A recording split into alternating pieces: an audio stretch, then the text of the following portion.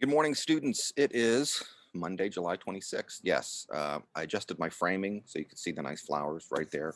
Okay, I just want to go over some of the stuff that y'all posted for the discussion board last week. It was the movie Good Night and Good Luck, which most of you seem to have enjoyed. There's one other movie coming up, but we've finished two of the movies, and I just need to look at some notes that I've made. Okay. Um, all right. Some of the themes from the discussion board posts, many of y'all talked about the fairness doctrine, which is clearly relevant to the movie because you see that Murrow did give time to McCarthy and essentially was presenting both sides of the issue. So the fairness doctrine is very important. When many of you reference the fairness doctrine, I just want to be totally clear, it's no longer in effect, and it was only ever in effect for broadcast television and broadcast radio. Cable is delivered differently. There's a different distribution mechanism for cable. So the fairness doctrine never applied to cable. And if the FCC is using spectrum scarcity as the justification for regulation, which is historically the justification, that wouldn't even apply to cable, and it certainly wouldn't apply to streaming as well. Another thing that many of y'all mentioned was the SPJ Code of Ethics, which is also clearly relevant. And I'm just going to scroll over here. Yeah, the first big item in the SPJ Society of Professional Journalists Code of Ethics is seek truth and report it. And I think Murrow was living up to that. And then I'm looking at the actual Code of Ethics right now. It says a journalist should take responsibility for the accuracy of their work, verify information before revealing it, and use original sources whenever possible.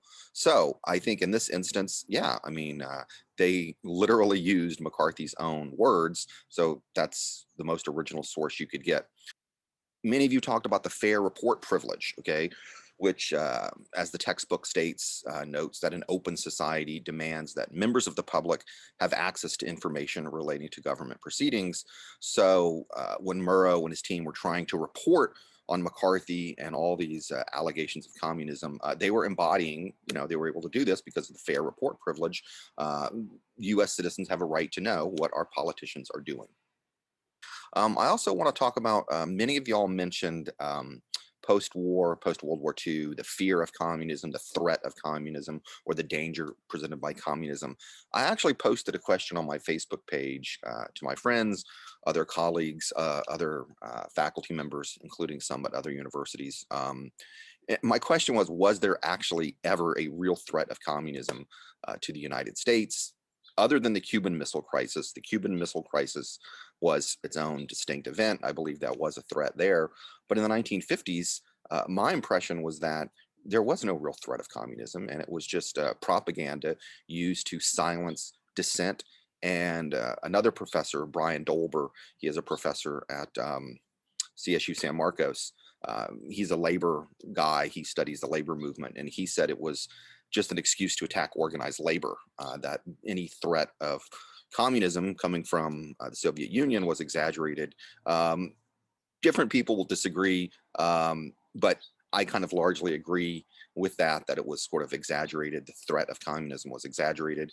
And many people in the 1950s had to sign documents swearing that I am not a communist. And in fact, true story, when I was working as a student worker at the University of Georgia, I think it was 1987, I was working in the cafeteria washing dishes, of all things.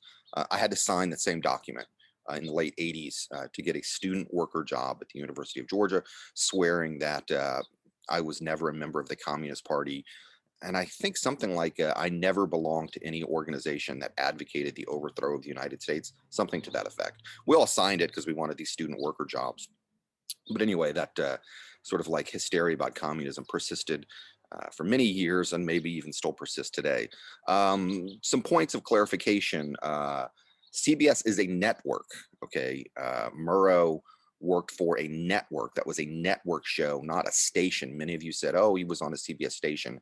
The station would be the local affiliate, like the local station here in San Diego that might deliver the broadcast signal, but you should be aware if you want to work in television or work in media, that there's a difference between a broadcast network and a broadcast station. And then some of you also made reference to videotapes.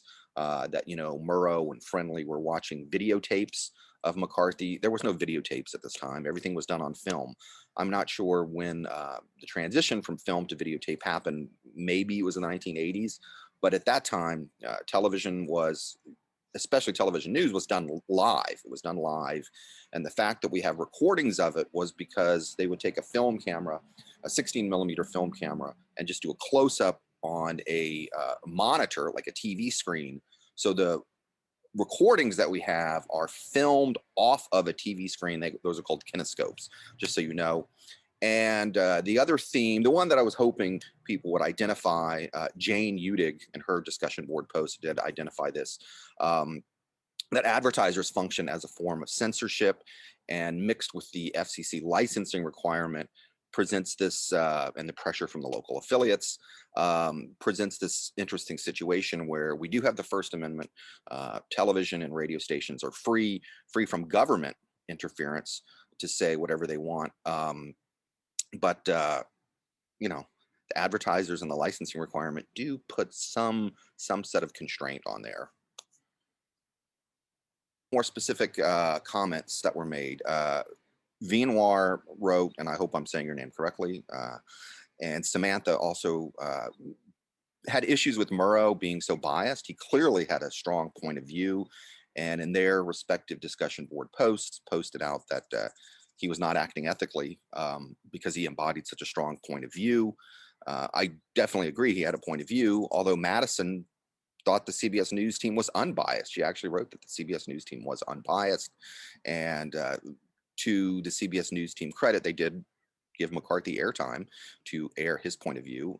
Lizette and Anne Marie had very, very good discussion board posts that sort of analyzed that tension between airing both sides of a story while also having a point of view, and came, if I'm remembering correctly, hopefully I'm remembering correctly, came to the conclusion that ultimately there was a benefit to society by exposing wrongdoing by a politician. So even though these reporters had a point of view, the ultimate goal was good. And then Raymond had a really great reference. You know, Murrow has a line in the film about, which is actual, you know, something Murrow actually said. He refers to television as a box of wires and lights. He referred to smartphones. Raymond made that analogy with smartphones, that these things can be used to gain information, or they can be used as means of great distraction. Okay. And coming up this week, what is due this week? Coming up this week, Module 10, that's what we're in this week. 2 chapters about obscenity and intellectual property. Those are chapters 10 and 11. There is, you know, the routine by now. There is a chapter reading and a video lecture for each. And then we have one final case study analysis. I give you a choice this time. There's a choice. There's a story about obscenity and hypothetical situation. You can analyze that.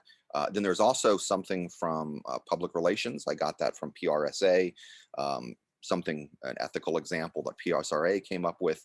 So do take a look at that. And then we're getting near the end of the semester. Okay, we are getting near the end of the semester. So the final paper is due. Next week is very light. Next week is just one chapter about advertising. And then the following week is just watch one movie. So you do have some, you know, 2 light weeks coming up. But please start working on the final paper if you haven't already done so. And email me if you have questions.